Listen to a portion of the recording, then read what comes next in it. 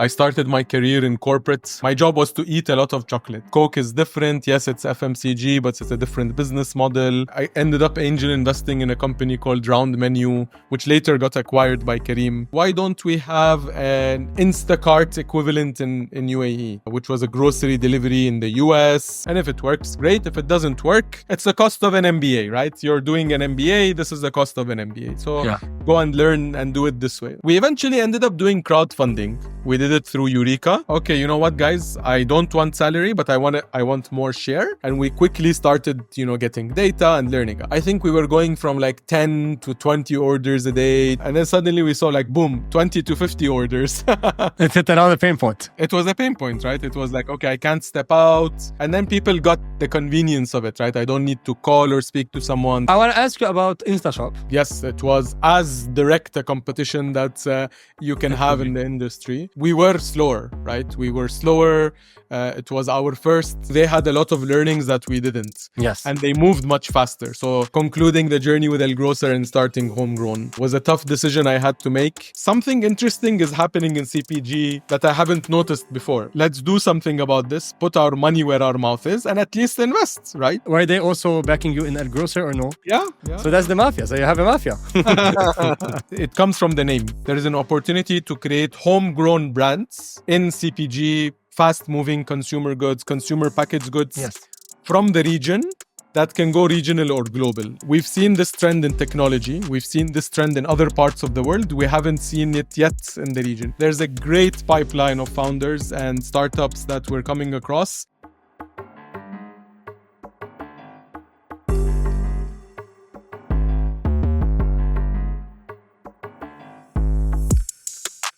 Hi, Nader. How are you doing, man? Hey, Samer. I'm great. How are you? I'm very good. I'm very excited for this. Thanks for doing that. So, Nader, from what I know about you, you've been in the corporate world, then you did elGrocer. We talk a lot about that within the episode. And then recently, you're building Homegrown. If you can just introduce yourself very quickly, and then I might ask some questions about you personally, what motivates you, etc., what you've done, just quickly, and then we'll go much deeper into each section. Yeah. So, as you were saying, Samer, I think I started my career in corporate. Unbeknownst to me, I got an internship at Unilever right out of university. And I was like, okay, FMCG, CPG is really cool.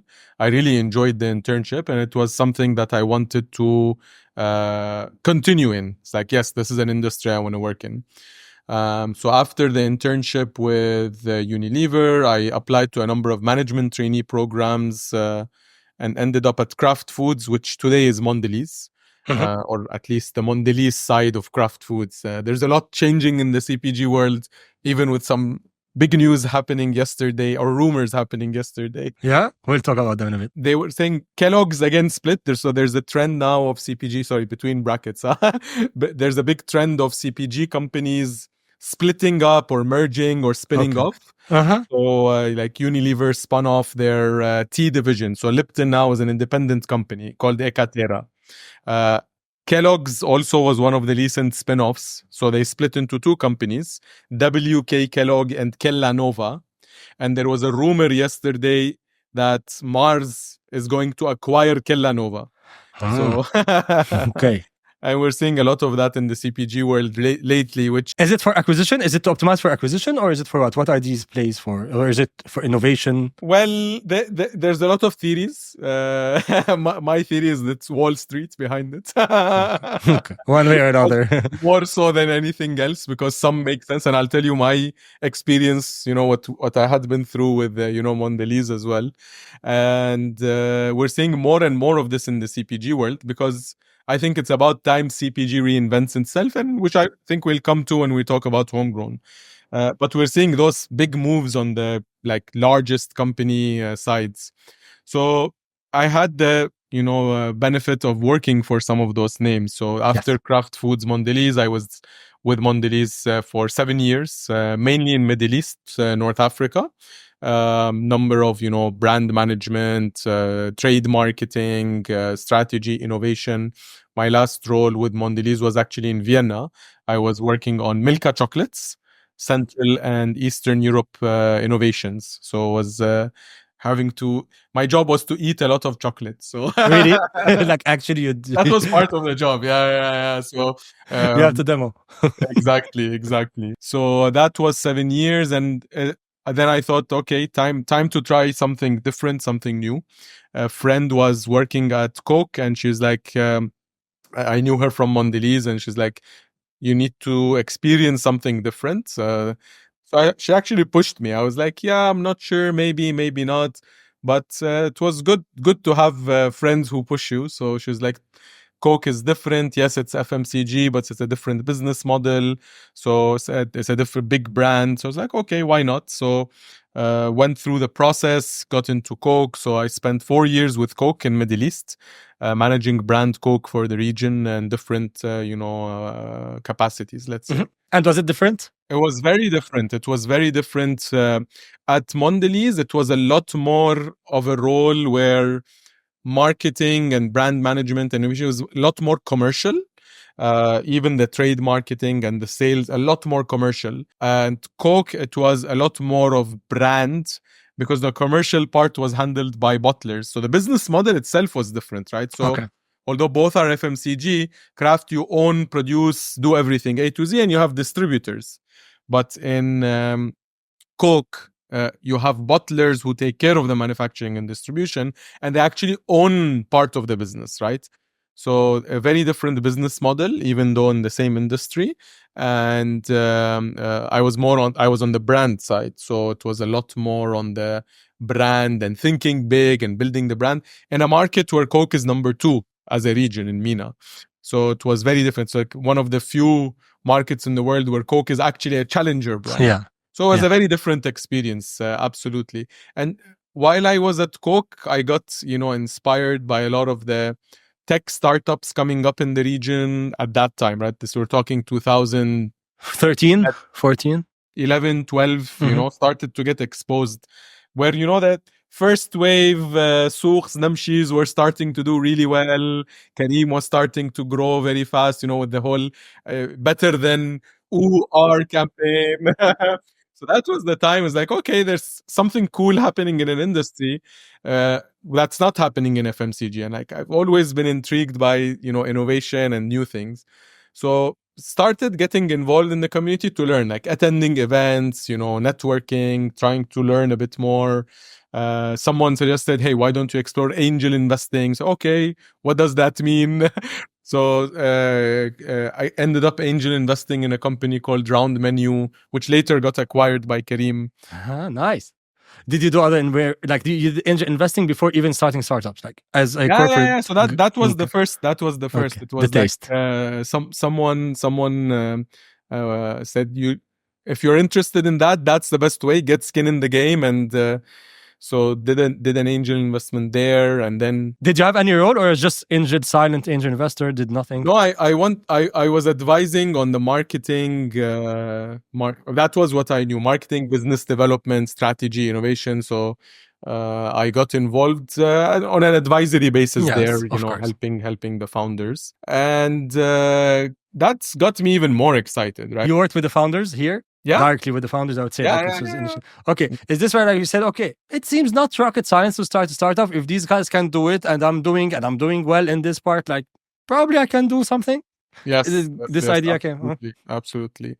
And even though I was a small investor, I asked, can I observe on the board? Can I come on? It was, it's small. It was still in the, I think it was, I don't know. At that time, I don't think there was naming for the rounds, but maybe like a seed stage, let's say. Seed or pre-series A or whatever it was, and it was the same, man. It was 200,000, whatever it is, like 200,000 to $300,000. That's it. And seed. I was like, okay, fine. Let me say, can I want to learn. I'm like, I'm investing. I want to help. I want to learn. And they were nice enough to say, yeah, sure, come and join whenever you can. We'll let you know.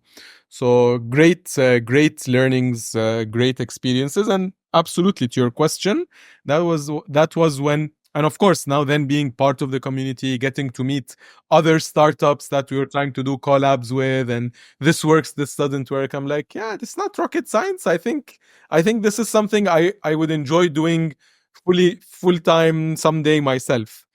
Um, one thing leading to another.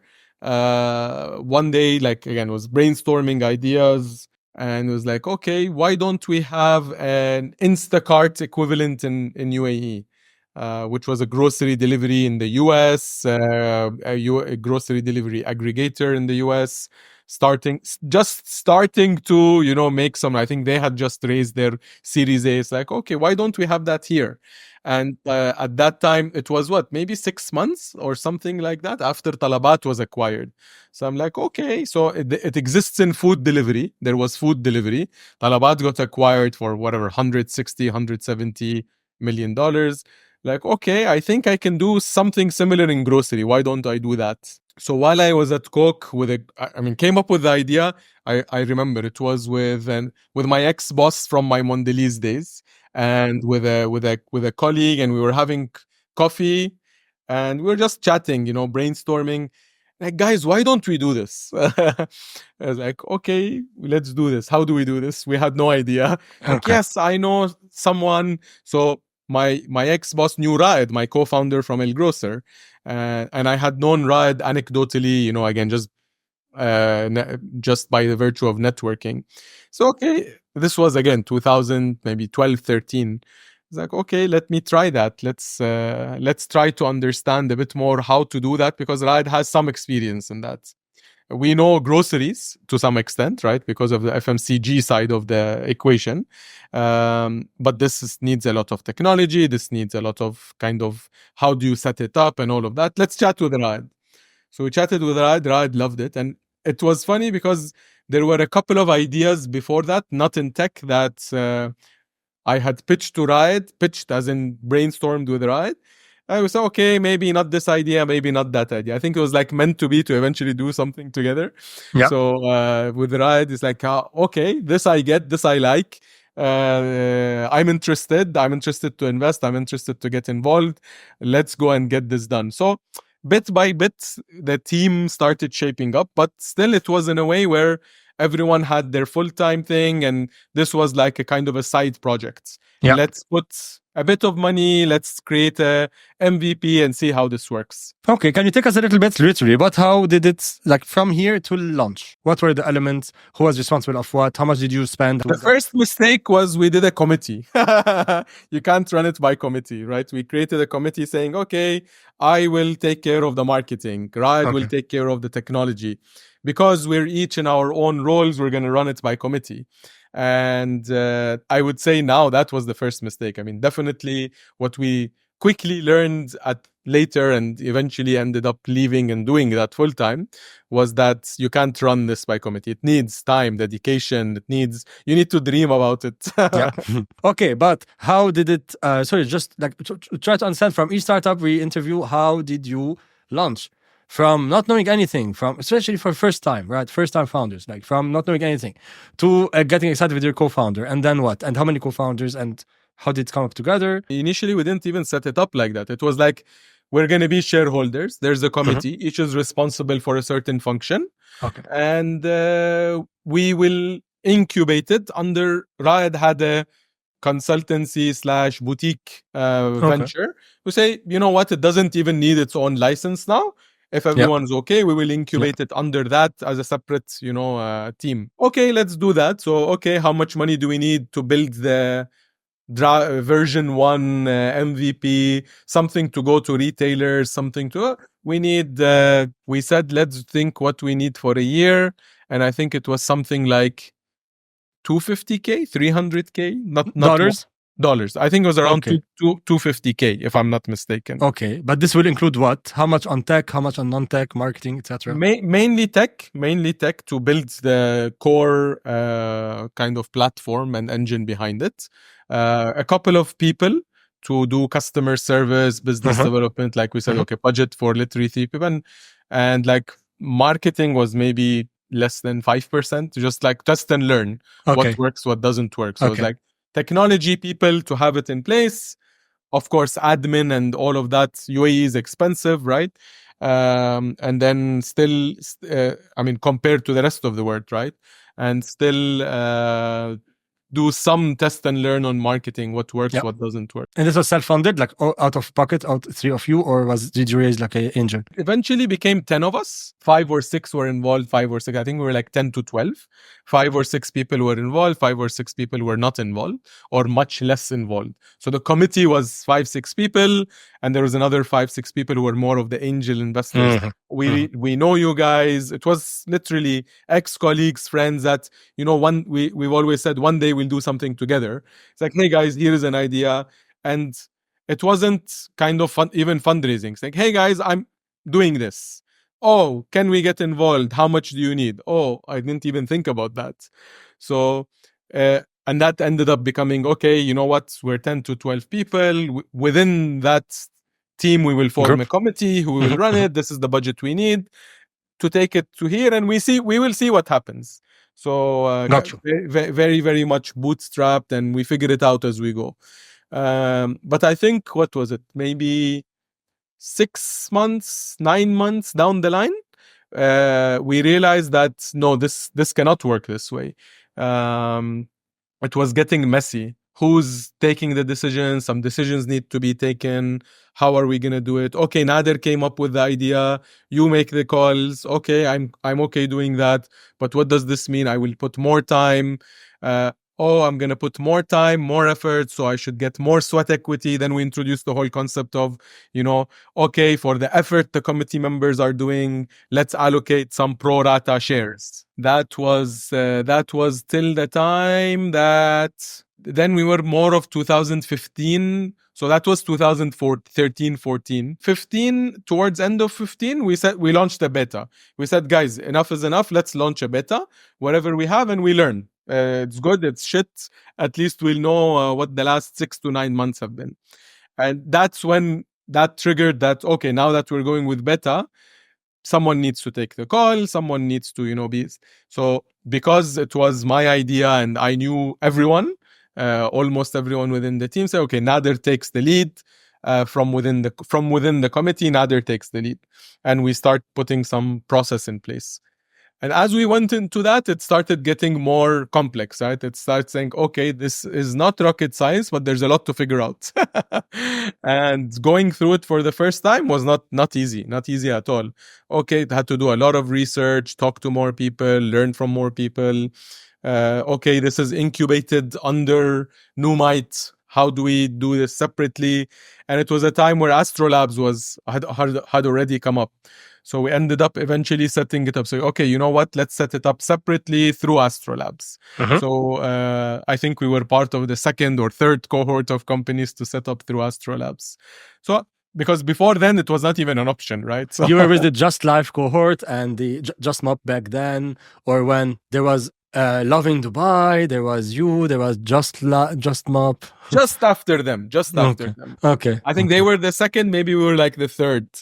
I did the batch, so I was in one of these batches. Yeah, with the hoodie. So that was the beginning. That was the beginning of saying, okay, you know what, we need to do this properly.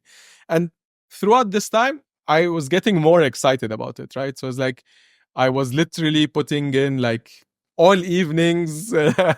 I was putting all weekends into this, and it was like there was customers here. Like, what kind of stage you were here when you're talking? What kind of problems you had, like besides logistics and etc. on the customer side, on the traction orders? It was a very, very different business model from the point of view that there was no logistics. It was the order goes to the retailer, and the retailer does the delivery, and it was more geared towards grocery. So order goes to the grocery, they do the grocery. Even talabat at the time, most of the orders were done by the restaurants so it was a time where logistics was not even part of the model. So we said we will launch in JLT, and we launched in JLT with 5 stores, and we quickly started getting data and learning. Don't remember the number. I think we were going from like 10 to 20 orders a day to 50 orders a day, and we were like, okay, there are people in JLT alone. In JLT, in JLT. So it was like 10, 20, I think 50 from what I remember. Like, okay. How did you get these initial customers? Who was doing marketing? Who was getting them? It was a lot about us promoting it, one. The second was we were doing with the grocery leaflets in the bags of their orders, like tell your customers you can order. And it was basically tapping on the insight, at least in the UAE, if not in most of the Gulf, where people are anyway calling to order or even WhatsApping to order. So we're like, okay, convert that behavior. You get a bigger basket size, you get a better customer experience. So we worked only with people who understood that from the retailer side. And so it was leaflets. And we launched Twitter. We launched at that time Twitter, right? So it was Twitter, Facebook, Instagram. We launched those. And I remember one day, I think that's when we went from like suddenly 20 to 50 orders a day. It rained in Dubai. And you know what happens when it rains? Chaos. It rained and we tweeted, stay comfortable at your home. And somebody in Twitter Middle East picked it up. Yes, this is how you should tweet. Moments. It's about moments and tapping into moments. Get your groceries delivered in JLT with elGrocer. So, and then suddenly we saw like, boom, 20 to 50 orders. It hit another pain point. It was a pain point, right? It was like, okay, I can't step out. And then people got the convenience of it, right? I don't need to call or speak to someone. They're not going to get the order right. As that was happening, I was thinking of, okay, I can't do this as a side project. I need to make a decision. Either I do this or I don't. And we started having the discussion, internally that this is not the right way to do it. And we were reaching a stage where we need to fundraise to be able to grow this, right? And we started expanding to a few more areas. So we said, we're going to do it area by area. As we started expanding into areas, as we realized we need to spend something a bit more on marketing to get the awareness, we need to make some bigger changes on technology because, the MVP is not as great as we need it to be from a customer experience point of view. And I think it was maybe around that time when we first met, right? We were doing hoodie. Yep, correct. We're doing hoodie, exactly. Through Astrolabs, I think, like through the community, for sure. Yeah. And it made sense because we were doing neighborhoods, right? Yes. So, okay, who's doing something geo-targeted that we can do collabs with? Hyper local. And I started in JLT. I launched in JLT hoodie. So that's why. Yeah. I had like 5,000 users in JLT. It was my selling point. Like I have 5,000 users. Who's wanna partner? And we did a cross promotion. Remember? Yes. Then we started doing cross promotion, and I remember it was one of the activities. I think you did an activity. I don't know when exactly it was, but it was you, us, I think Just Mom. Nine startups. We got 9 startups. 9 startups. Yeah. That was actually the first time when we saw, a bit of marketing can actually help. Yeah. Really? I didn't know that, man. Because did you know, I don't know if you remember, but I remember the numbers because this was crazy. It was a blog post, just for everyone who's listening, just a bit of context. So at the time, there was not a lot of startups, but there was some startups. Hoodie was one of them. elGrocer was one of them. There was Just Mop back then, called Just Mop, not Just Life. Kareem. Sorry, I forgot, but a few others. And what I did is that I reached out. Magnus mentored me in Astrolabs. Through Astrolabs, I got to know Magnus. So I went and secured the first cross promotion with Kareem. So I got Kareem's name and I went to everyone else and said, hey guys, Kareem is helping us promote. Who else want to join? Let's do it hyper local. And then we launched. So there was 9 startups. Each was giving away maybe like $25 to $30 on average. Like in total, you could save $300 if you use these 9 startups, literally. Yeah. And Hoodie was one of them. And it generated 18,000 downloads for the 9 startups. So on average, 2,000 downloads per, let's say. So this is just crazy. And also for me, it was crazy. Like one post, one good collab. And until today, I still want to figure out at some point, like... Collaboration is very powerful when done in a very good context because it saves CAC, and like part of my job is optimizing CAC. So yes, there's room here.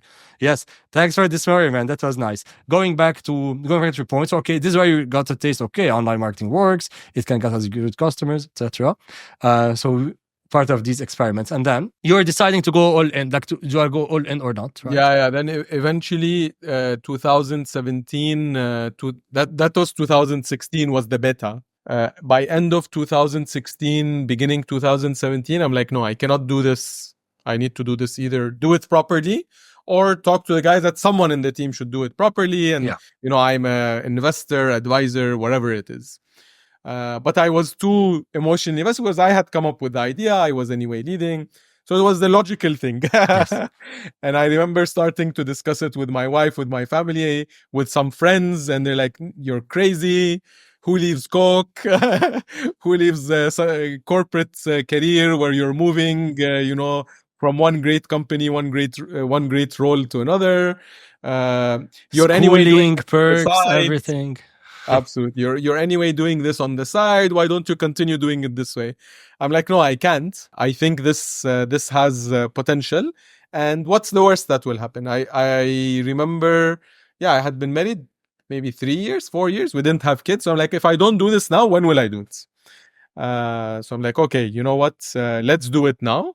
And I've always been personally saving to be able to one day take a risk, take a bet, right? I was like, okay, I can survive for a few years, 2 or 3 years without pay and do this. And if it works, great. If it doesn't work, I remember, one of my mentors and, bosses said, it's the cost of an MBA, right? You're doing an MBA. This is the cost of an MBA. So go and learn and do it this way. Like, okay, fine. He's right. Let me try. It works. It doesn't work. It doesn't work. We learn.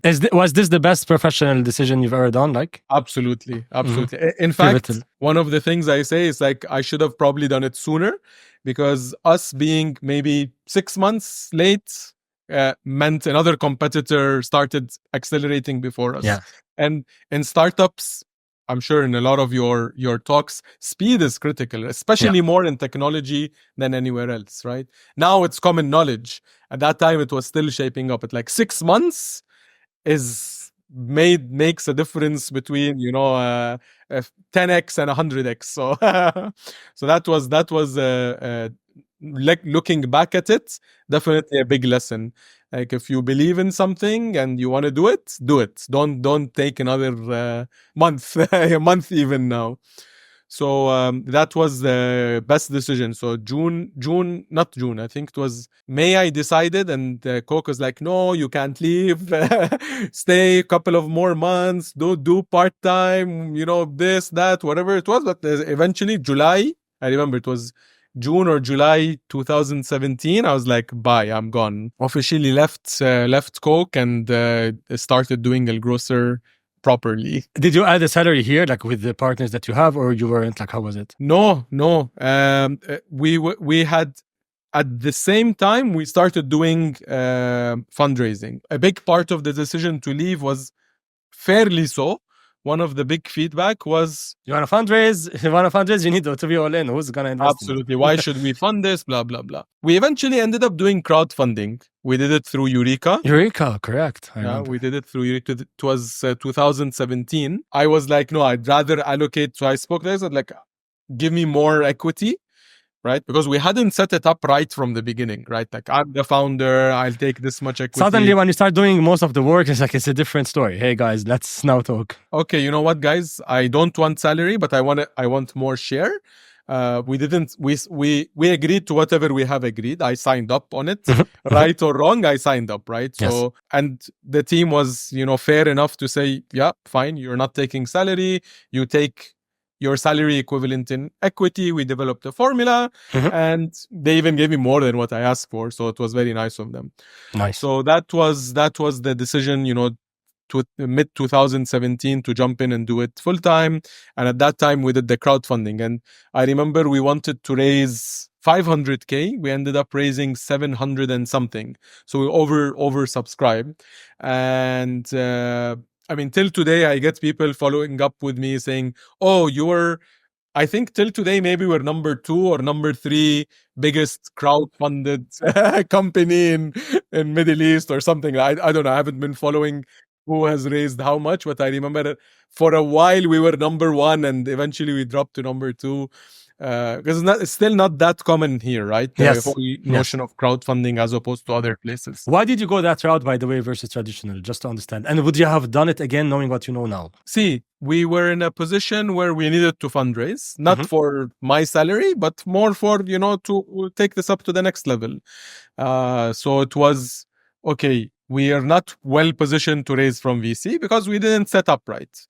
We will do angels, but rather than do angels, because it is something a lot of people understand, grocery delivery, you order, it comes to you. Yep. It was very Yep. understandable. It's Yep. easier to sell to the crowd. So we did our math. We said angels can probably get us 250 to 300. And when we had discussed with the Eureka guys, they were like very transparent. They say, guys, You need to whatever bring 1/3 or raise, something. it was 1/3 to half, depending on how Yes. lucky you are. Yes. Yes. So we're like, okay, let's assume half. Let's assume half and say we'll get 250 to 300. You can help us bring in another 250 to 300 with the power of the crowd. So we ended up with 700 something. So we were like even above what we expected. So that was. Would I do it again? I would. I think if I am in that position, it was the best way to do it because Yes. angels wouldn't have given us enough. Yes. We didn't know how to do the Yes. angel network itself. Yep. Wasn't as well developed as it is now. The whole belief in startup was not as much as it is now. I think once we started seeing more exits happen, once we started seeing more support, I think this is when we're seeing like angel investment is. But at the time, you would get a certain limited amount, and we were not a right bet for a VC. Like, okay, very fair. What about, by the way, the investors? How much did they end up making at the end? We'll talk later about the exit. We're gonna talk a bit about your exit, but like I know you exited. Was it good? Like if I was a crowd investor, how much would I have done in multiple? on average, so because we exited within 5 years, so if we take the day the first check was put in to the day money was taken out, on average, everybody made 3x. The crowdfunding guys. No. Everybody together. Aggregate everything. Okay. Because we ended up doing another crowdfunding round. I think that round, I think they were somewhere in the middle. I think they were around the 2 to 3x. They were around the 2 to 3x because we gave some discounts to the earlier investors or larger amounts and something like that. On the full, we had 3x. If you were an investor from day 0, the first 10 to 12, I think it was more like 6, 7x. And then the last was more of, we did a bridge round the last 6 months, and I will say why we did that. They got their money back, basically. What are the mistakes you would definitely not do again if you now redo elGrocer or another startup in general as a first-time founder who's not anymore a first-time founder? What are really the things that you admit doing wrong and like really learn the lesson? What we were saying, one is if you want to do it. Like if I want to do something properly, do it properly. And I even applied this now. We'll talk a bit more later about it, but moving from concluding the journey with elGrocer and starting Homegrown was a tough decision I had to make, and I'll explain why. But I said that was a learning that I've been sharing with people, and I was the first to apply as well. So if you believe in something and you want to do it, do it. No one else is going to do it for you. I think setting up things right is underestimated.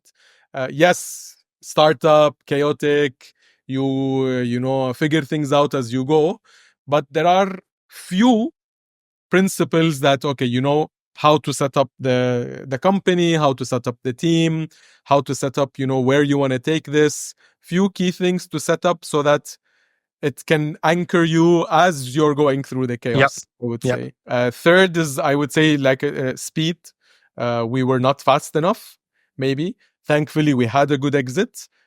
I saw a lot of others within our industry and others in general in the ecosystem taking it too casually.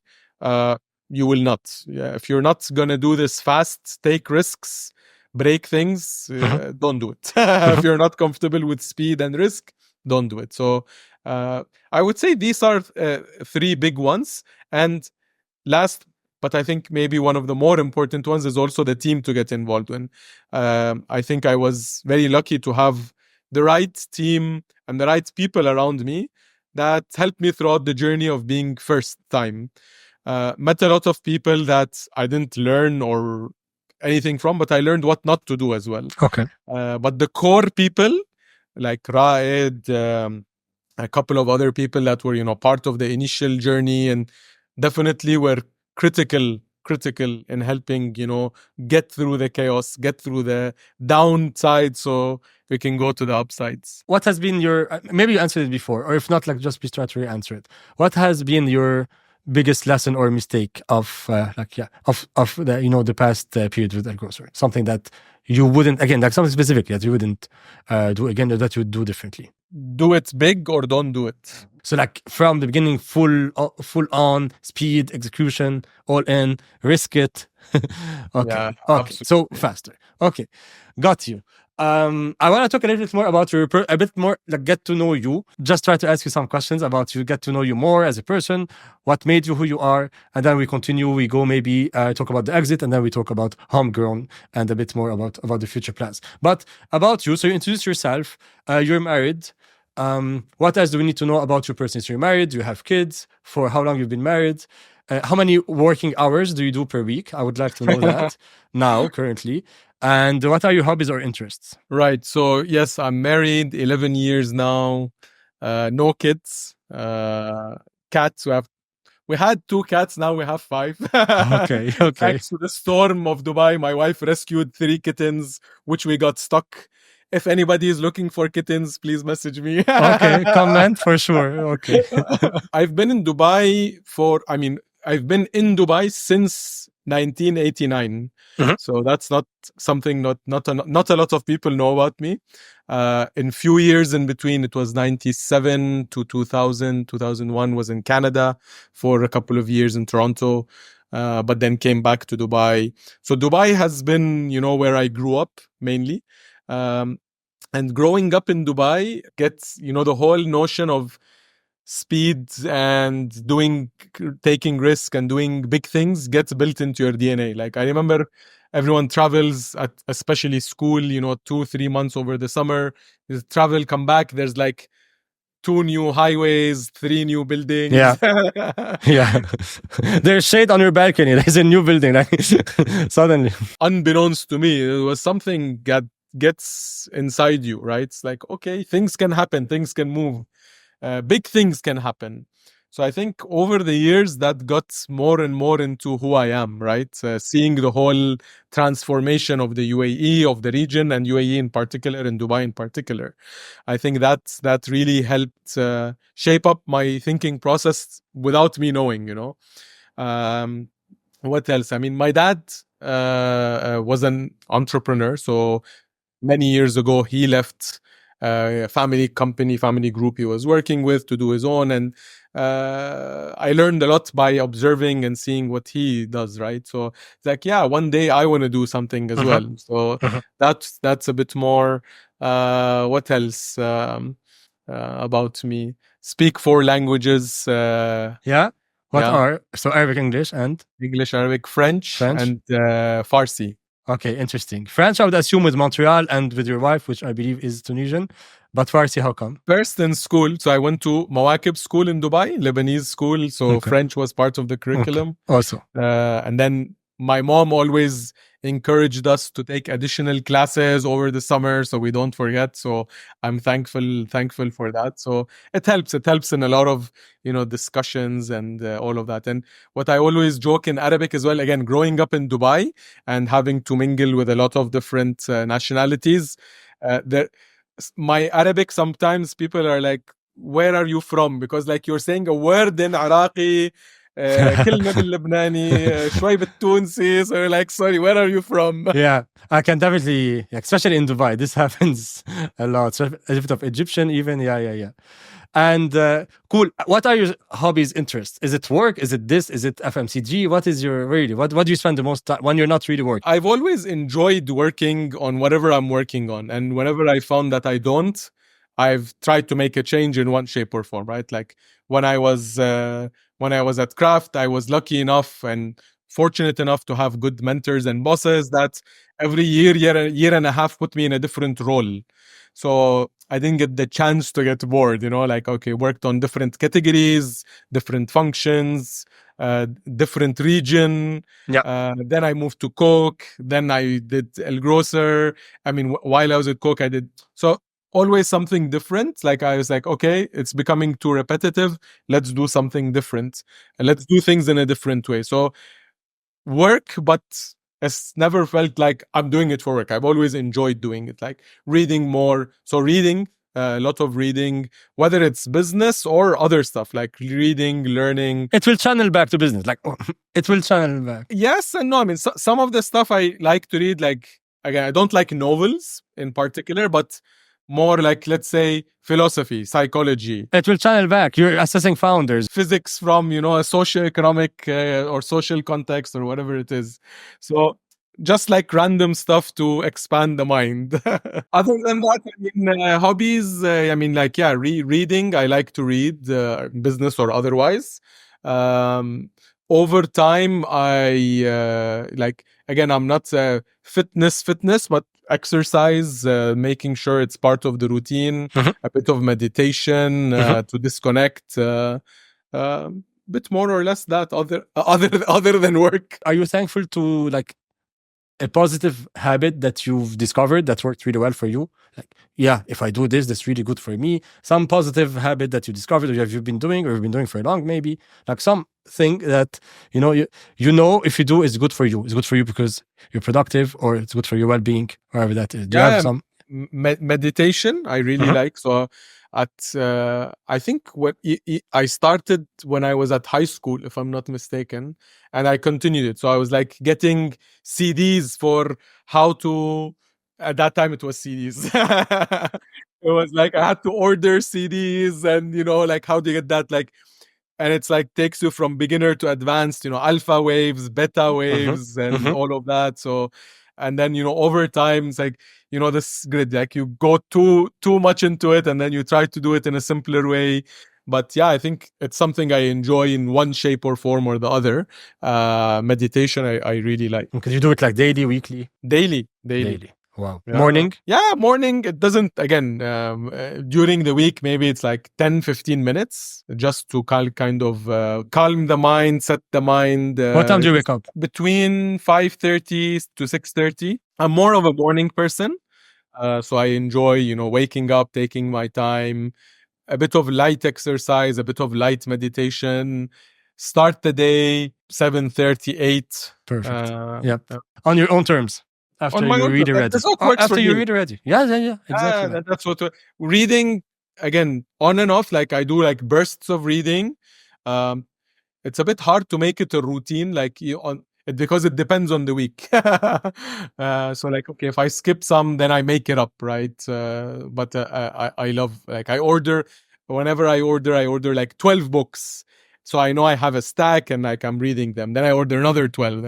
Okay, thanks for this. Now the next topic I would like to explore with you and with everyone who's listening is, how did you exit? So how did it happen from the beginning? I'm pretty sure you got approached before it wasn't the first one. I guess I heard you somewhere saying that. But like, just let us know, was it planned? Did it happen when it was planned? I don't know. I don't ask questions. Please tell us the story from your own perspective. Well, what a lot of people don't know is that we were supposed to be acquired right before COVID. Okay. We had, from another group, we had an acquisition offer, and it was almost done. Like we were 6 months into the process, crossing the T's, dotting the I's. We weren't fundraising anymore. So it was like, this is what we're getting. We met the whole C-suite there. Everything, we agreed on the strategy. Yeah. We even started doing some stuff. We said, let's save time and in parallel start doing this stuff. And then COVID hit. So everything was almost done by February 2020. Oof. Like literally. Literally. And then COVID hits.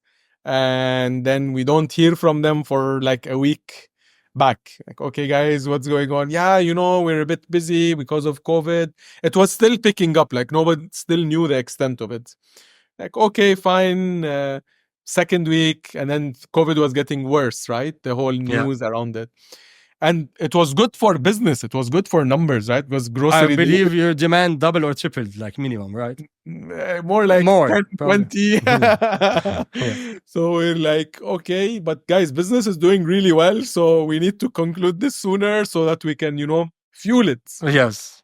actually, give us some time because we're not sure. Like, okay, what do you mean you're not sure? Oh, it was COVID, right? No one can blame anyone for what happened during COVID. I think it could have been managed a bit better, but it's fine. It was COVID. Yeah. Nobody knew what's happening. Nobody knew what's going to happen. And we had to continue the business, right? I mean, business was booming. I think week on week, we were multiplying. We had to solve problems we thought we need to solve maybe 6 months or a year down the line. And suddenly we need to solve it now. Hiring, how do we hire faster? How do we train faster? How do we, upgrade whatever we need in logistics faster? So it was chaos. It was literally like trying to manage the business, but also see what's happening with the deal because we were counting on that. At that time, I think it was the time where Raed was still, chairman of the board, and he was kind of acting CTO, but he was not full-time yet, right? But then by that time, we're like, okay, right, this is the time you need to come in because things are going wacky. So he said, okay, fair enough. We had agreed that at some point he will jump in, and this was the right point. So it just triggered it. Yeah. Eventually, the deal didn't happen. They're like, listen, guys, we don't know what's going to happen to our core businesses. We're in the middle of chaos. The whole world is going up for a toss. So let's park it, but park it with, we don't know what's going to happen next. So if we understand you need to figure out what you want to do, figure out what you want to do. Don't count on us, and we'll see what will happen later. It was a very difficult, understandable, but very difficult decision to accept, right? So it's like, okay, what does this mean? Because we still need some cash. What does this mean? Because we see the potential in the business now more than ever before, right? Yes. If this industry was supposed to accelerate 2-3 years from now, it's happening now. Exactly. And it was a time where big names in retail, their platforms were collapsing and ours was up and running, right? So we're like, yes, we know what we're doing. We made a lot of mistakes ourselves, but at least you were ready at that time. Yeah. We were staying afloat.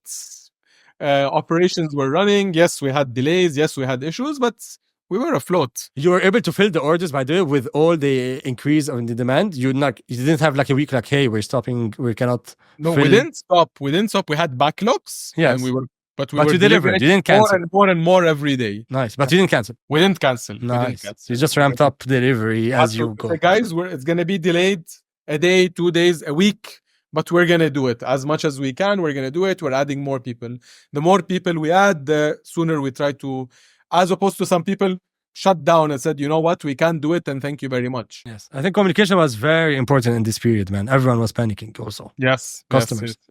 It was more of a duty than anything else. We were literally not sleeping during those days. And if we can deliver it, we will deliver it. If we can deliver it, we will deliver it. We're here. We're not going anywhere.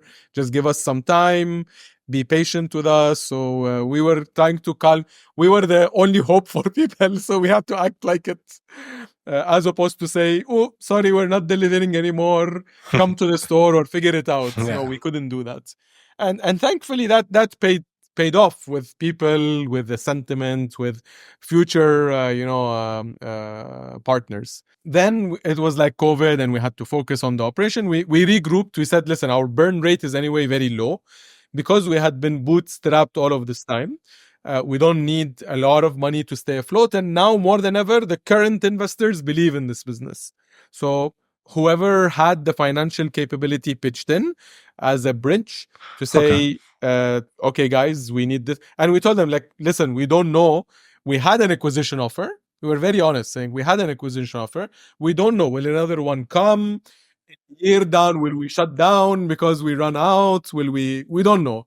And they're like, listen, if we believed in the business back then, we believe in it now. So it was from the same pool of people. And they're like, okay, here is a bridge. This will last us for another year. I think we have end up stretching it for like a year and a half. And we continued the operation. After 6 months, we had to make another important decision. We're like, okay, the industry is growing fast. A lot of people were flushed out because they couldn't survive. But a lot We're talking competitors in your space? Competitors, yes. A lot of competitors started getting flushed out. A lot of people came in, say, oh, so easy, we'll do it. What does it take? A lot of trend, people who jumped on the trend, like, let's just... A lot of people jumped on the trend within 3 months, 6 months, 1 year, they went out. A lot of people who were there but not managing things in the right way went out. But what happened is a lot of big players started coming in, and either they were not there or coming in a bigger way. So that put us at an important, inflection point, saying we either need to raise a large round, or we need to go back to an M&A in one shape or form. Yes. Or be creative and start doing something more of a JV. Something different. It cannot be, okay, we'll raise another round and we'll see how it goes. And with that in mind, we started talking to more strategic investors. So we said it's probably less of a VC play.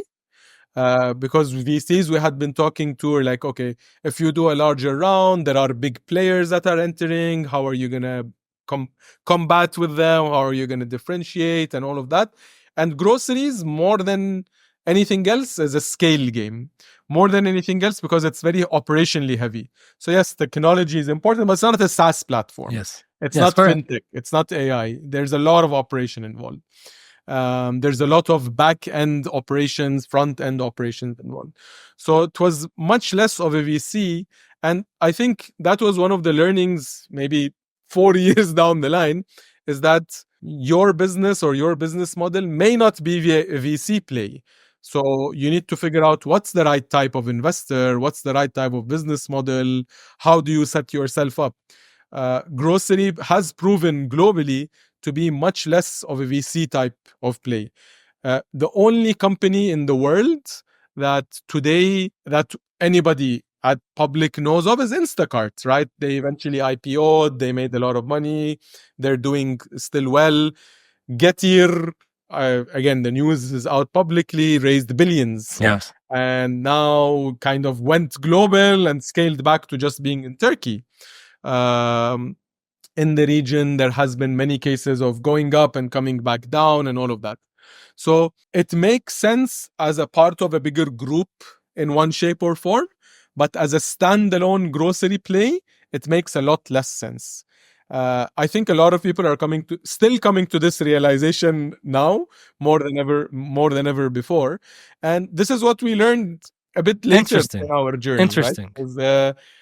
So we pivoted in our discussions. We were like, this is not a VC play because we're not getting the right level of discussion, the right level of engagement, the right level of metrics for it to be a VC play. Yeah.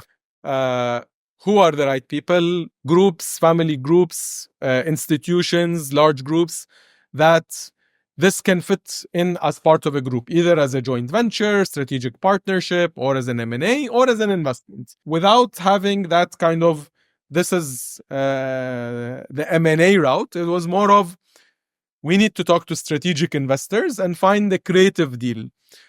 So we started approaching a lot of people that a grocery play would be kind of a strategic part to their group. And eventually we ended up with, 3 or 4 offers, of which we eventually exited to Etisalat. But to approach, so basically you went and basically have a list? Yeah, we had a list and we approached. We said, okay, who's in food delivery? Who's in logistics? Who's in e-commerce? What are groups or family groups or strategic very strategic into?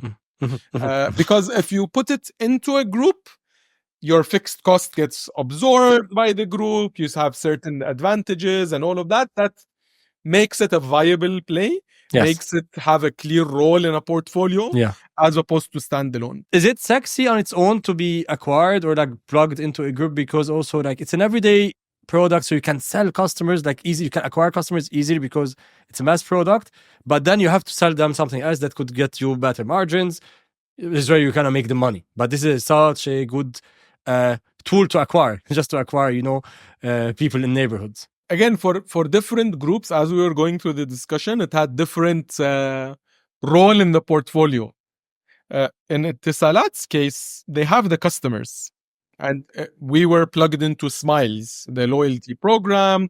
Smiles had gone into food delivery, and groceries was one of the next things. So when we noticed they're in food delivery, that's when it was part of our list. And we Nice. approached, say, hey guys, you're in food delivery. Is grocery delivery something of interest? Let's talk.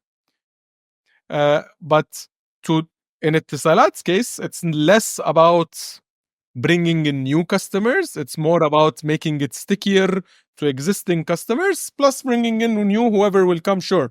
But the customer base was there.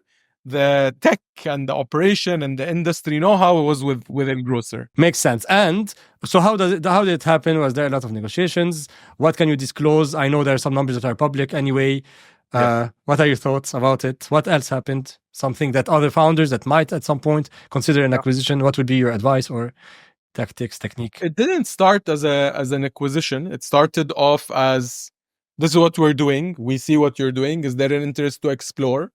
The team was very open. I think there was a whole new wave of thinking in the group of let's go and do something more. Who would you reach out to? Sorry to interrupt you. Who would you reach out to? Would you reach out like which positions, job titles? Would you like who was your hit list? We reached out to a lot of people obviously in M&A within the groups. We reached out to people, M&A or investment in one shape or form. We reached out to a lot of people that are in senior operational roles, right? VP, president, senior vice president, that are looking after the platform as a whole because they have the big picture. So more of that. So we reached out in this case to, I think, strategy president, vice president, senior vice president. It was more of, are you guys interested to talk? Yes, let's talk. What are you guys doing? So, and one thing led to another from the aspect of it didn't start as an M&A, it started as a, can we do something together? Like, can it be a strategic partnership or a joint venture where we power the grocery section? So that was the discussion with Etisalat, how it started. It took 8-9 months, I think, because it didn't start as an M&A. So it started, first 2-3 months were just exploring, understanding, getting to know each other. Then it's like, okay, this looks interesting. Would you guys be interested in an M&A? And as we were going through with other discussions, that was like, yes, at the right value, we would. Because, like I said, our thought process was, we need to do something different. It cannot be the classic. So, and because we were bootstrapped and it was mainly friends and family and crowdfunding, no one was looking for the 30x, 50x, 100x kind of returns, right? Yes. So it was then, once we got that offer and other offers, it was an easier decision amongst, key shareholders saying, these are the offers we have. One is a bit riskier, or actually two are a bit riskier from the point of view that it was shares and we'll see what will happen in the future and all of that. Exactly. One was much safer, but at a much lower value. Take the money, give us the platform, thank you very much. This was the most balanced. It was not the best financially, but it was the best from a balanced point of view. So, because we knew what we would be signing up on is to stay for another 3 years, right? What we need to continue leading this and hit certain KPIs.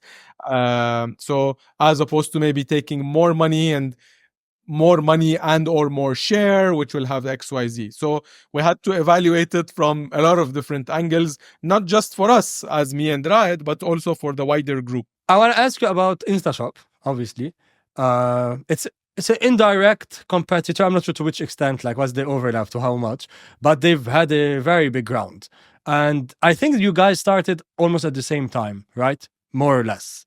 And of course, you started much slower because, again, as you're saying, you're bootstrapped, etc. And said all of that. But what do you think, as someone who has observed, and maybe not from a competitor hat, from a founder's hat, from someone who's like looking at things, etc. Was the valuation too big? Or they got a very sweet deal at the right time? Was it great? or was they really like they cracked something that you didn't maybe? What has happened to, I think it was around, I forgot the exact number, 300, 360, I think maybe? 360. Yes, correct. Just like, yeah, because that's also a player in the space and we'd like to learn from everyone. Absolutely. No, absolutely. We learned a lot from them. Yes, it was as direct a competition that you can have in the industry. We were slower, right? We were slower. It was our first, I think it was their second or third venture. So they had some experience, which we didn't have. They got, I think, on board Jabbar from day one or day zero. Not day zero, maybe day one. So I think they had a lot of learnings that we didn't. Yes. And they moved much faster. So they believed in something, they took a bet, they got the right people involved from day one, and they moved fast and they moved big. I think this is kind of some of the lessons every first-time founder learns. Like, this is a startup. Speed, the right people, no stupid mistakes. Like, no, don't waste your time, etc. So, okay, so that makes a huge difference in on its own, I guess. And valuation wise, see, I think they got a fair value for they've done a great job in execution. They were the largest by far. For context, it's bigger than what Talabat sold at. That's what I'm like. It's bigger than what Talabat sold back in the day. Yeah. They sold at the right time as well because it was peak of COVID. I think it was 2021. It was like, which means they were in negotiation during COVID. If you backtrack and all of that, so the valuations were still, we're talking about before the valuation corrections. So, great timing. I think it worked out for them. I mean, so that definitely helped. Timing works. And again, part of the lessons is you need to adjust to the timing of what you're doing. You need to be, I'm reading a book recently, which it's called, I don't know, like Anti-Fragility from Nassim Taleb. So it talks about the difference. I was about to say resilient. Then I remembered the book that I've been reading saying, it's not about being resilient. It's about how to be anti-fragile. Okay. Which is turn disadvantages into an advantage. Interesting. A very good example that also comes to mind is how Dubai navigated COVID. Right? Dubai took COVID and turned it into an advantage, right? Where everywhere else in the world was closed and this, that. Dubai said, welcome, come. Which also takes experience. This takes experience. It's not the first time Dubai does something like that. Now they're prepared. I really think Dubai is prepared for... Absolutely. Like there's someone who launches campaigns based on how can it really attract the right people at the right time. Timing is important and you cannot control timing. You need to be, and that's why I said I remembered the book because I'm reading it now as we speak. And it's like, it's not about just being resilient. We hear a lot, resilience, you have to be strong, you have to be resilient. In retrospect, reading this book, it's more about anti-fragility, which is how can you, as a founder, as a startup, have as part of the DNA that when something bad happens, to turn it into actually something positive and make the best of it. And timing is part of that. You cannot control the wider market and macroeconomic conditions. You cannot. Valuations go up, go down. You don't know. But how do you make the best of it? How can you be as ready as you can be for taking advantage of that? You can literally take advantage of it if you obsess enough and like figure out the right angle. Yeah. If valuations are low, I don't know, maybe this is a good time to reduce your cost, reduce your burn, reinvent, focus, fix things, make a couple of tough calls, because now people are more willing to accept that until the time is right. Like resilience, I know, is like just accept the bad situation, it's going to get better, versus like you can flip it. Not only like, okay, accept it, but you can actually flip it and actually turn it into like take action, not just observe the incident. Going back, I think they got good timing. They did, of course, it was all based on a great job they had done, and there's a lot of learnings for us, for a lot of people from there. Absolutely, it's something to learn from and apply. Very nice. And have you, by the way, do you have a relation with their founding team? I'm not sure about all their names, but okay, no, you don't. Okay, cool. Got you. Great about that. Anything else? Any other like hint or advice for some? Imagine someone really like who will be about to cold call or being, like discussing these kind of navigating these decisions. Anything else to prepare for? Or a couple of big learnings as well from exit is, as if you decide to exit or get approached to exit, make it work for you as much as you can. What I mean by that is don't rush into it. Don't be too slow, obviously, because you lose the opportunity, but don't rush into it either and just accept for the sake of accepting. Figure it out, go through it, think, negotiate, push You back. got 3 offers, right? You got 3 offers, you're saying, almost like. We had 3 or 4 options, yeah. In less than a year when the timing was right. So when the timing is right, if you have one potential, you might have multiple. There's no reason why not, correct? And something may emerge.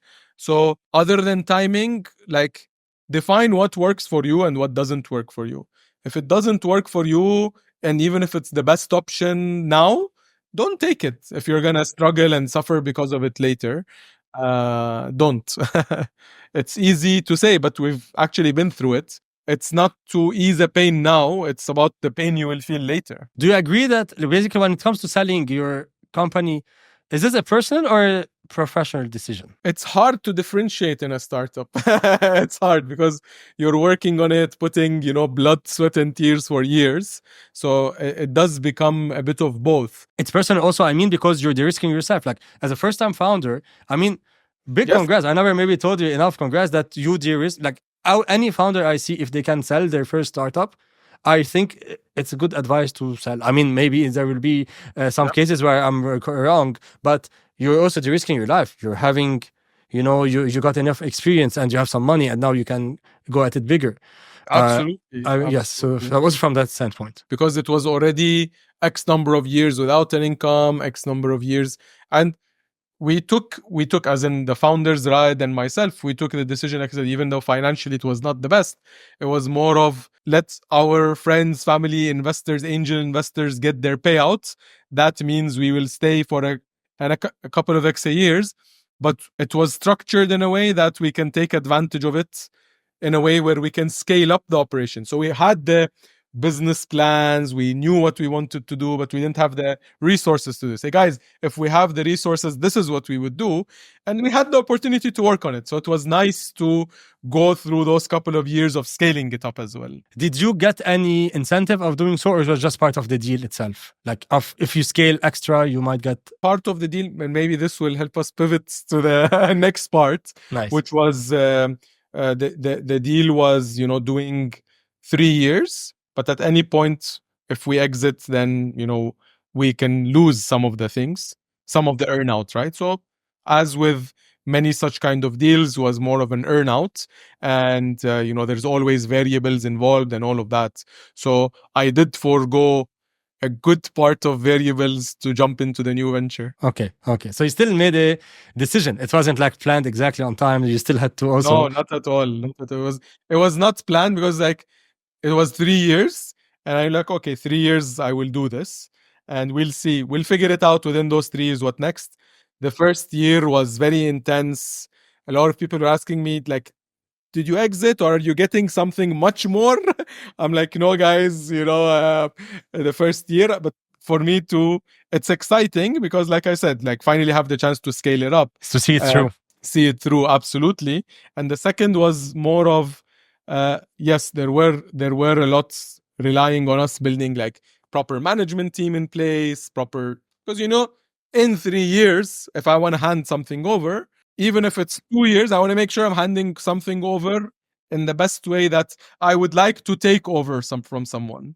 So it was always with that, mindset that we do it in a transitional way, in a smooth way, with yet still driving the key things. So the last 2 years, I mean, up until March of this year, was very much of that, trying in parallel to do that without necessarily thinking of, what next, because it was so hectic during those times. That's the first year. Then second year, this is where it hit, I guess. Second year, I think it was more of, okay, you need to start empowering the people that we hired, right? So we hired capable people to eventually take over, and otherwise, why did we hire them, right? So cannot keep managing the day-to-day, hour-to-hour kind of operation. So as more people and the right people came in, as things started to scale up, naturally there was more delegation. and more empowering and more decision making happening by the rest of the team. And thankfully we had the great people in place that were kind of absorbing that pressure. And as that was happening, it freed up a bit of the mind space, I would say, more so than anything else. Okay, targets are coming, right people are in place, things are happening, feels good. More than the time, because time didn't really reduce. It was more of the mind space. The mind space starts opening up and you start realizing opportunities, you start reconnecting with people, you start talking more, reflecting on things. So I think that's what then started triggering some, okay, what are the trends, what are the opportunities that are out there? And how did you start?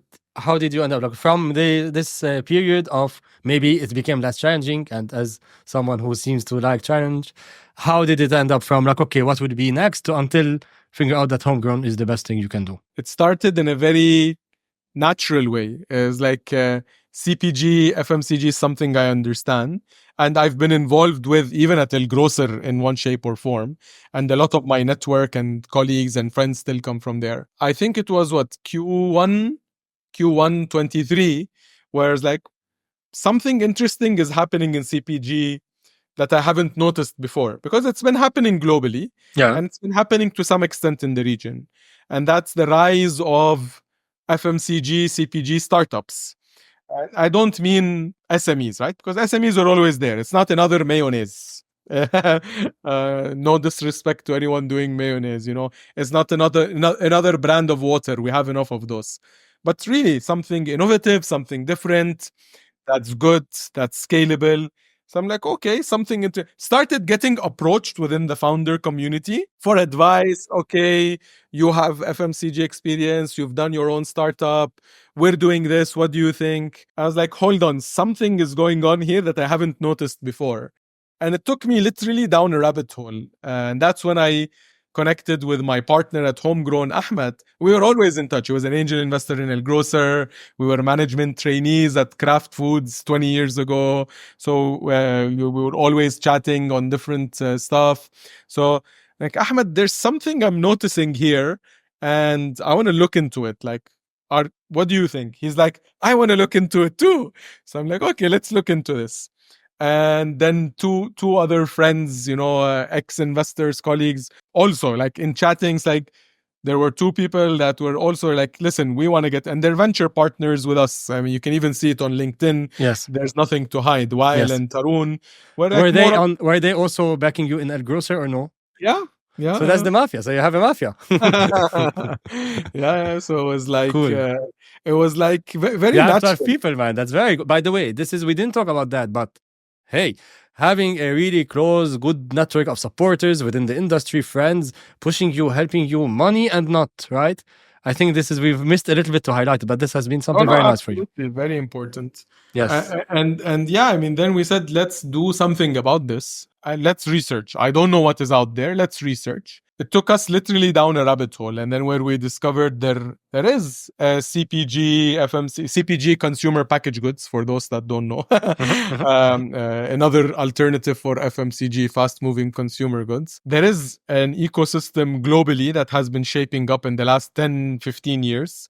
Yeah. In the US, more advanced. In other parts of the world, a bit less advanced. In MENA, non-existent. Like, non-existent, what does this mean? Are there not enough startups? Are there not good quality startups? And yani, without knowing this is going to be homegrown, it just kind of snowballed.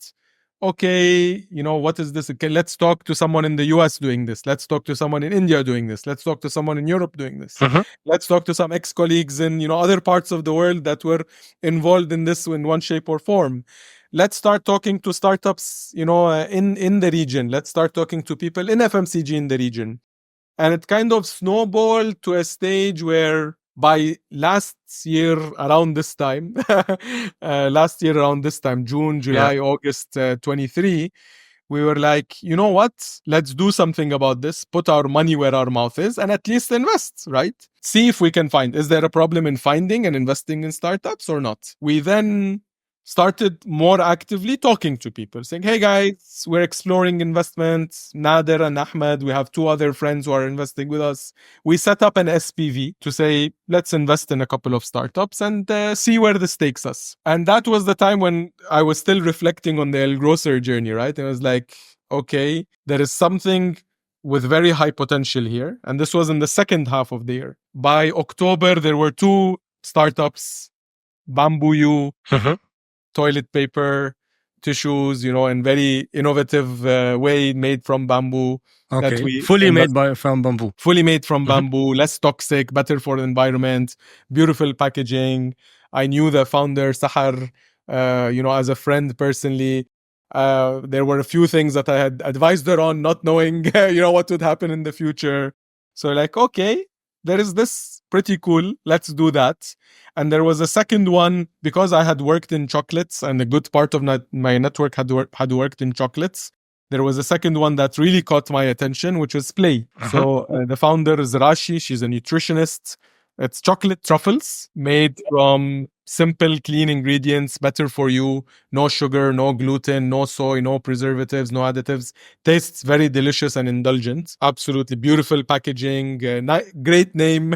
So at that time, reached out as well to Rashi and say, hey, this is what we're doing. How can we work together? And as we were going through that process, we started putting a model and saying, we're doing this. We need to do this properly. We need to do this, more effectively. We need to do this fast.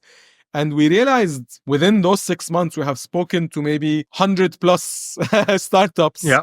Mainly 2/3 in Middle East, 1/3 in India, because we were also exploring some in India, that we didn't even realize we came across so many. And other than the 2, there were so many other cool ones that we wanted to invest in. And at that time in Q4, we said, we need to do this in a more structured way. Just like we were talking about Dubai and being ready for it.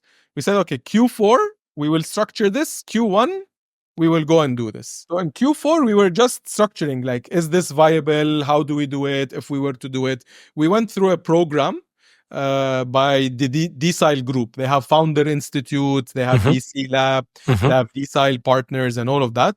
We did the VC Lab program. Nice. And we had all the ingredients, all the bits and pieces. It helped us put it into place. Yes. Do you have this? Yes, we thought about this. This is how we want to do it. We want to do this. We want to do this. So we put the whole model and the thesis, the presentation, the model. We just structured it in a professional, meaningful way, as opposed to doing it as angel investors, because it made us believe in the opportunity, kind of the MVP. It was the second half of last year was our MVP. It made us believe that, yes, this is a viable opportunity. It's a huge opportunity. Globally, the potential has been proven. No one in the region is doing it. There's a big gap, big white space. But there are great startups and M&As are happening more and more.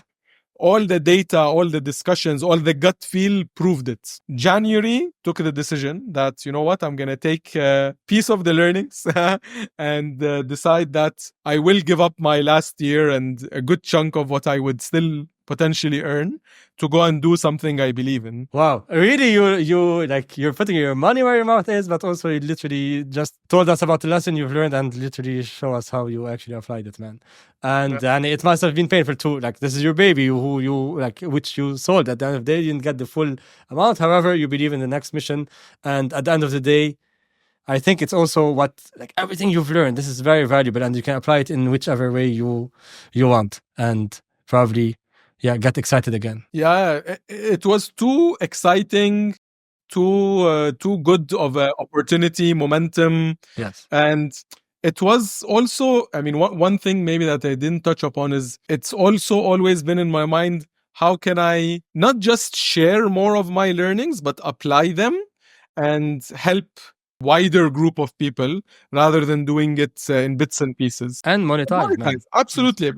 It's like it felt like, okay, I had the FMCG experience, I have the startup experience. This is a natural kind of next step, because this combines both of these together, as how to do it in an impactful, wider way, help build the CPG ecosystem in MENA. bit by bit, help spark it Yep. more so than build it, because really the people that are building it are the founders doing all the hard work that I was in Yep. the shoes of. Yep. But how can we help them avoid the mistakes, take care of the opportunities, put our money where we see there is a high scalability potential, where we don't see, how can we advise them with our learnings and experiences? Hey guys, maybe you should do it in this way. And we get sometimes the question of, you guys are spending a lot of time, sharing feedback and learnings and experiences with things that you don't eventually invest in. Like, yes, because we were in those shoes, and you never know, right? Maybe the right advice, the right support will turn something into an investable opportunity 6 months, a year down the line, right? And we're very transparent about this. I mean, in general, you are I worked with you before. I know how, you're a very ethical person, I think. Humble and ethical, I would Thank say. you. Thank you. Nader, to talk more about this move, first of all, about Homegrown. What are you specializing in? I know it's FMCG, but what's the phase? What's the stage? What kind of founders? What kind of products? Maybe there's someone listening who might be interested. Maybe this will spark also a good potential connection. So what are you looking for? From one side with the founders, from the other side, maybe even with the investors? It comes from the name. There is an opportunity to create homegrown brands in CPG, fast-moving consumer goods, consumer packaged goods from the region that can go regional or global. Yes. We've seen this trend in technology. We've seen this trend in other parts of the world. We haven't seen it yet in the region. We've had a few good exits in the region. I think we're seeing a few more coming up, which is actually very exciting. So as Homegrown, what we do is we're very focused on consumer packaged goods, because this is an industry we believe is ripe for disruption globally and is being disrupted globally. In the region, even more so. This is the right time. No one in the region is doing this yet, so we're the first to be tackling this opportunity. Where the region is, rather than say, the stage and so on, the stage is a bit earlier, right? Because the whole industry, startup, FMCG startup ecosystem is too early. Is in the infancy itself. But what does it mean? Revenue, pre-revenue, product, pre-product? Revenue. The reason why revenue, and we get asked this question, why revenue, is that because of the dynamics of the industry, it is easier to launch a product. And it is easy, and you cannot not make revenue. You cannot give a product away for free. But I mean, how much revenue? I will come to that. And by the way, it's on our website as well. So we're very transparent with, what's the average we invest in, what do we look for, and all of that. The high level things, right? So people know what they're applying into. So the sweet spot is $1 to $5 million of revenue. Okay, because based on some analysis we have done, this is the stage where most of the opportunity lies. You would have crossed the 0 to 1. Yep. I'm still a believer that the 0 to 1 should be done by the founder. They should prove to themselves and everyone else around them that this is not another product you can sell 1 million, but this is a scalable opportunity. There is a real opportunity behind this that can scale. And it is a stage where you get less of the larger investor support. So potentially family groups in FMCG, PEs start coming in the 5 to 10. So there is a gap in that 1 to 5. There's no one fueling, helping, advising, educating, inspiring those 1 to 5. So 1 to 5 is where we focus on. If there's something really innovative, a bit smaller, if something there's really exciting to us, bigger, we can still structure something around it, we're more than happy to look in that, because we believe in the opportunity. Yeah. So that's where we focus on. And in fact, part of our model is that, and because of the opportunity we see, is not just about cash investments.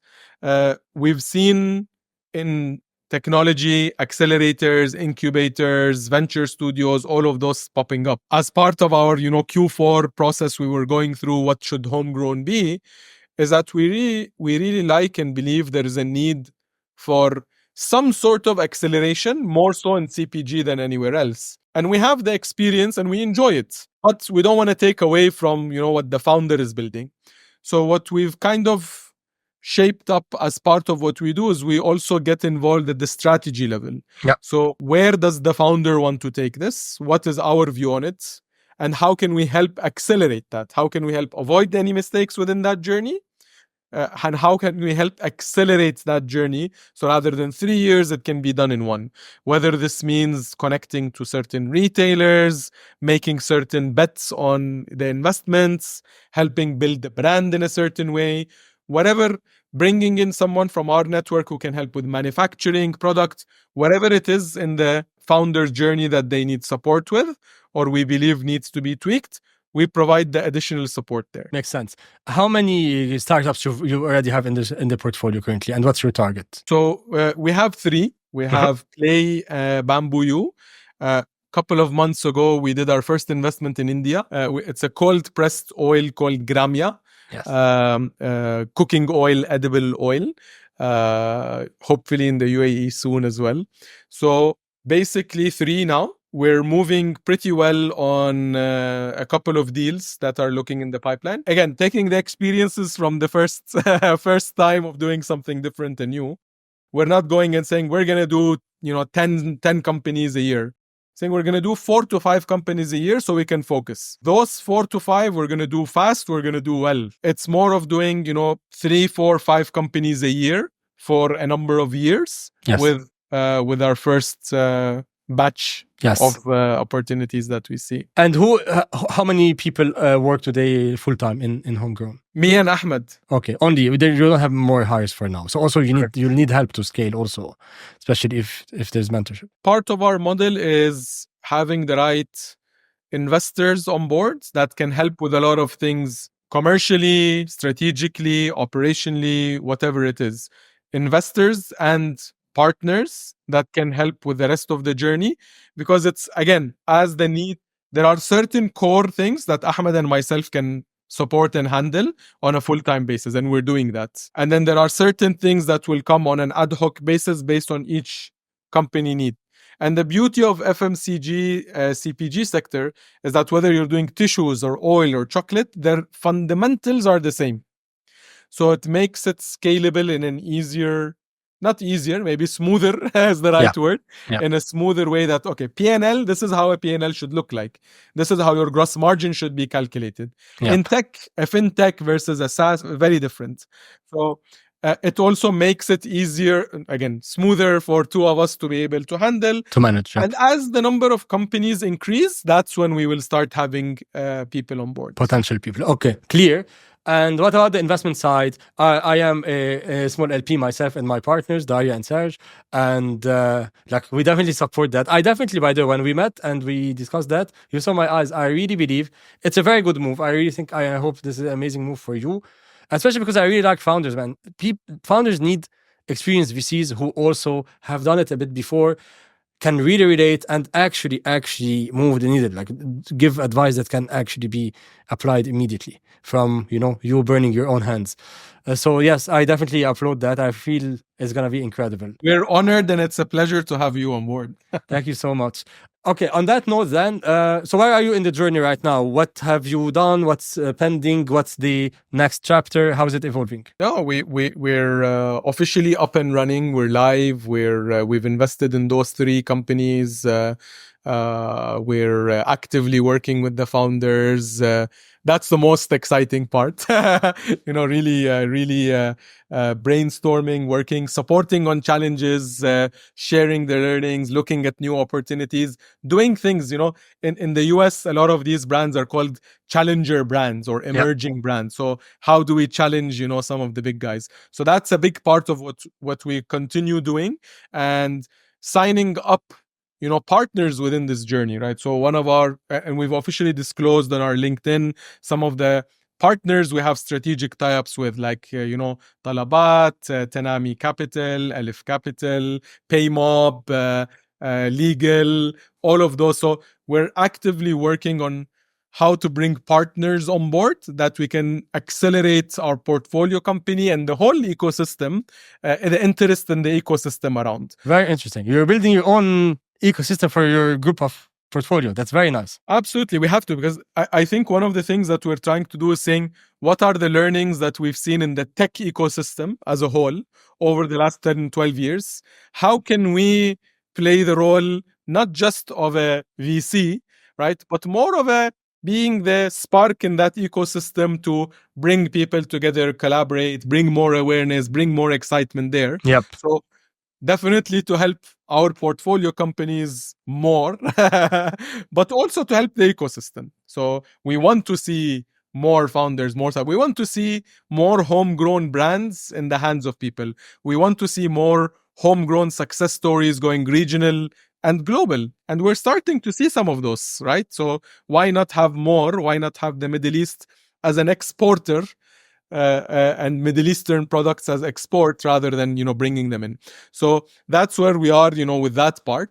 We're still coming across a great number of partners, startups and founders. It's amazing. I mean, we've been blown away by what we've been discovering, by what people have been referring us to, by people reaching out to us, by people within our network that we discovered, oh yes, he's doing this and she's doing that. So it's been amazing. Sometimes when you notice something and you're like, yes, within my network alone, within Ahmed's network alone, we're getting exposure and connections to Refers, yeah. amazing startups that are ready for it without knowing that they're ready for it. Yes. Oh, can we do this in FMCG as well? I thought it's something only in tech or something that's happening globally.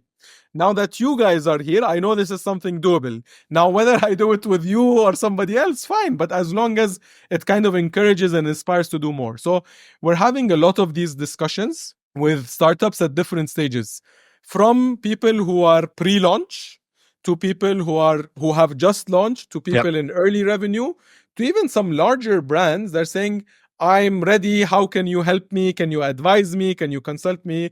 Okay, this is not part of our model, but let's think what we can do, because we want to see the industry grow. So from the pipeline side, there's a great pipeline of founders and startups that we're coming across that we're trying actively. And there are a couple of discussions that we have that are advancing at a nice pace. That's, again, like I said, we're planning to do 4 to 5 a year. 3 are done. Some will go into next year. So we're very confident we have such a great and rich ecosystem that we can tap into, that we want to welcome more partners to come and collaborate with us in any shape or form. So anyone that wants to reach out and get involved in any way, shape, or form, we're more than happy to talk. Awesome, man. This is very interesting. Do you foresee any, like, you wouldn't hire basically now? You wouldn't need like any talent, any specific part-time, full-time? For homegrown in particular, no. But for portfolio companies, as they're growing, we're actively hiring. So we're actively hiring for, again, portfolio companies. We know a number of startups that are hiring. So if anyone is looking to get involved as well in CPG and to work in the industry in one shape or form, also please feel free to connect. And if not at Homegrown, based on your interest, your expertise, happy to connect you with the right people. Nice. You can go to your website, see the portfolio, I guess, and absolutely. Okay, very good. Cool, Nader. This has been a pleasure. Was there any message you wanted to share that maybe we didn't really have an opportunity to touch on? Any advice for similar founders who were, back in the shoes, or any observation on the MENA ecosystem? I don't know. Some concluding notes. No, I think there's still a long way to go for MENA ecosystem on all startup industries. I mean, like I said, on the CPG side, it's still very nascent. It's still very new. We're learning a lot from other people who've been doing this globally. What works, what doesn't work, how to structure things in the right way. Where have we figured it out? All no. We believe we have what it takes to scale it up fast, and this is what we're doing. So that's why I said, the more the merrier, how we can accelerate this whole space, taking the learnings from there. So we want to see more people involved in any shape or form. It's an open invitation to work in, invest in, start, launch.